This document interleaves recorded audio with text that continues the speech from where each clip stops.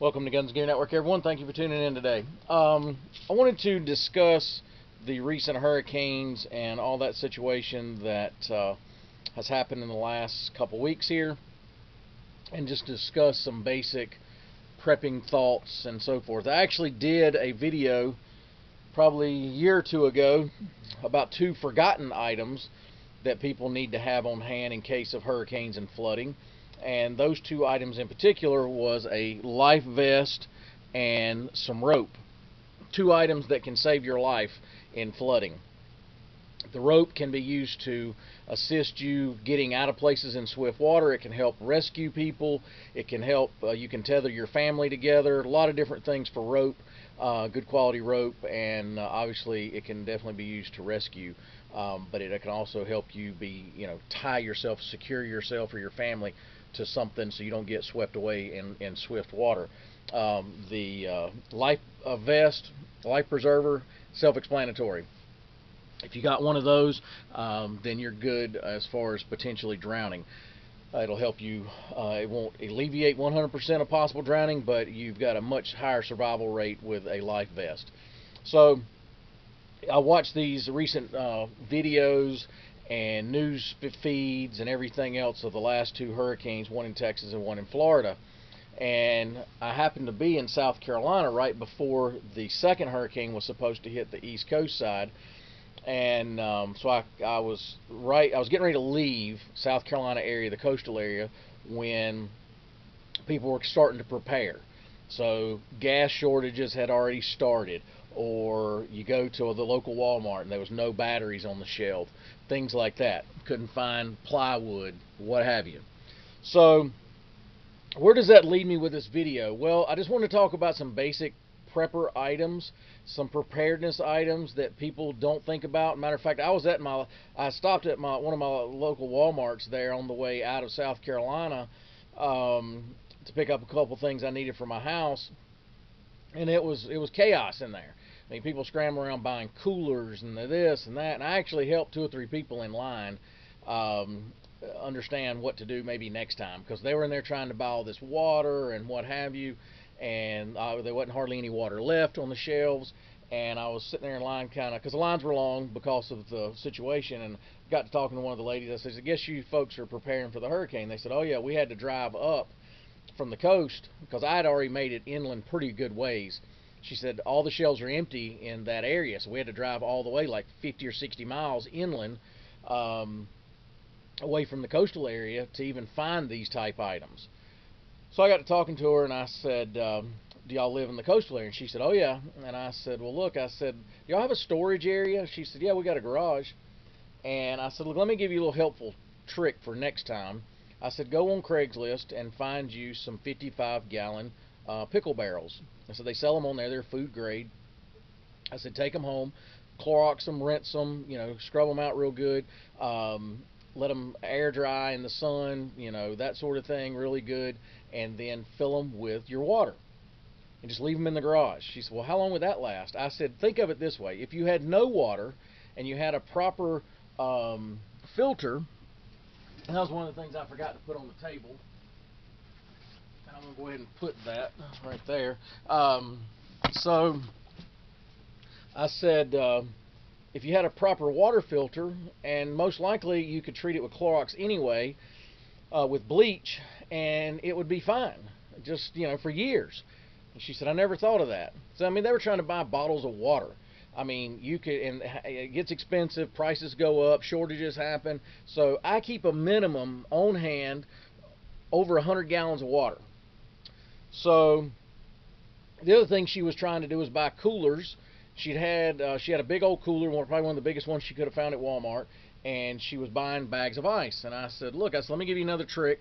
I said, next time you get some 2-liter bottles from soda, make sure that you are freezing those. Put them back, fill them about almost full, leave about that much space at the top because they're going to swell if you don't and possibly bust, so the water can expand once it starts freezing. Freeze a bunch of those. If you froze 8 of those, and I know everybody don't have freezer capacity. I have a dedicated freezer for this type stuff. You can buy freezers real cheap online on Craigslist. People a lot of times $100, or less, depends on what type it is. If it's a reach-in or a chest freezer or whatever. So I always keep 10, 12, 15 frozen bottles of water. Does two things. If the power goes out for an extended period of time, I can try saving my perishables if I want to do that, because those things are going to last a lot longer than cube ice that you buy at the store, if you can even find it during those possible hurricanes coming through, or tornadoes or anything else, that when people buy all the ice out. And B, if it melts, I can then drink it. So it's two purpose, So these are little tricks. You need to make sure that you have an ample supply of emergency food. You need to make sure that you have some type of water filter. If you go down to look at the videos in Texas, they had water everywhere. I mean, they had flooding. Water was everywhere, but yet they were trying to get water to the bottled water to the place, fresh drinking water. If you've got the right water filters, you can drink about any kind of water for the most part. Now, a lot of these filters, you have to research what you're buying and what it filters out. If you suspect any chemical contamination and things like that, you got to be careful. But runoff rainwater and stuff like that out of creeks and rivers, as long as it doesn't have any chemicals and stuff in it, pretty safe to drink with the right straws. So something like a Life straw that I have here. This is the Mission version. And if not, save you some water at the house. Now, I realize if you flood it out of your own house, then the water you saved or the food you saved could be gone. And then you're going to have to figure out a contingency plan for those type situations. But if you made it through and now you're just dealing with food shortages, that's what you got to deal with. Proper lighting. If you look, I've got one of these on the table, and I'll grab it real quick for you. This is one of the neatest things.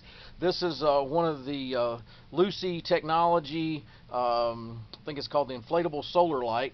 These things are awesome. They'll light up basically a whole room. Got a flash signal if you want to use it as a signaling device. Got 3 different settings. Awesome. And I've got 3 or 4 of those around all the time. Flashlights, batteries, propane, and a way to cook. So I like a Coleman stove, pretty simple. The propane containers, like that back there. Buy you 6 or 8 of those and keep them on hand, along with the Coleman camp stove. Another alternative ways to light, because this right here runs off solar. These right here are they're actually called hurricane lanterns. You can use those. Those are the best thing. I prefer those over candles. You can move around the house with those without them potentially blowing out, spilling wax, things like that. One of these right here. Way to communicate with your family. I like these walkie-talkies. I've talked about those. You can go through my video playlist and look for those. Those are Baofangs. When everything's down, now those are limited on where you can communicate and how far the distance.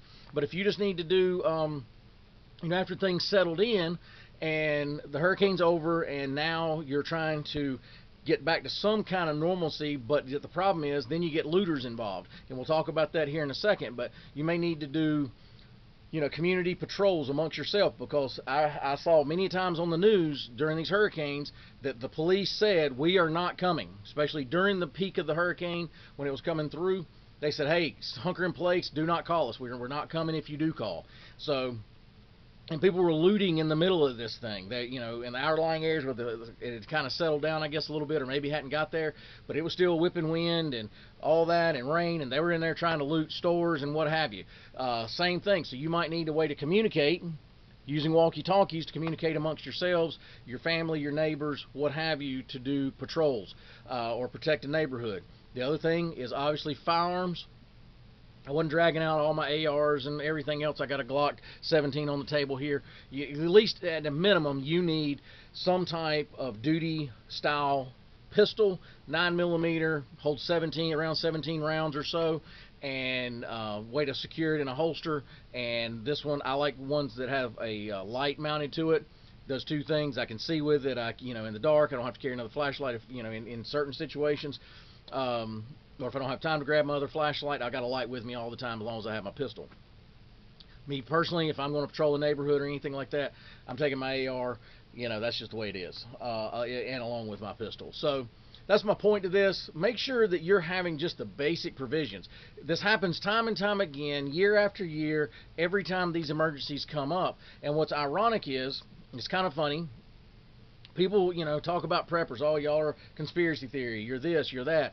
You're, nuts, whatever. Well, as soon as something happens, or I'll hear this from my friends that don't prep. If something happens, I'm coming to your house. I promise you, if the hurricane come through here, my phone, if it was still working, would be ringing off the hook. Hey, dude, you got any food? You got this? You got any batteries? I mean, it happens. I've got family that was asking, hey, you might need to send us some stuff. Well, if the mail's shut down, can't send it, right? So that's my point of the video.